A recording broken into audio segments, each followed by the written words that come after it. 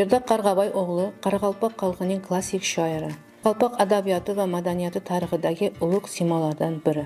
U 1827-1900 yillarda yashab o'tgan. Bolaligidan ma'rifatga, adabiyotga mehr qo'ygan.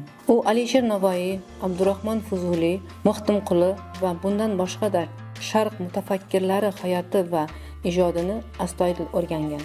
Berdiq o'zining humanistik g'oyalari, badiiy falsafiy qarashlari, o'lmas she'riy asarlari bilan xalqimizning tafakkuri rivojiga beqiyos hissa qo'shgan buyuk shoir va mutafakkir.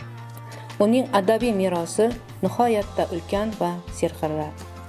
U ijodi davomida Shajara, Xorazm, Omongildi, Aydosbiy va Ahmoq podshoh dastonlarini yaratgan. Bugungi kunda Nukus shahridagi yirik tashkilotlarga uning nomi berilgan. Qoraqalpoq adabiyoti tarixi davlat muzeyi, Qoraqalpoq davlat akademik musiqa teatri, Qoraqalpoq davlat universiteti uning nomi bilan ataladi. Shuningdek, Berdiq nomidagi Qoraqalpog'iston Respublikasi davlat mukofoti, talabalar uchun esa Berdiq nomidagi stipendiyalar belgilangan.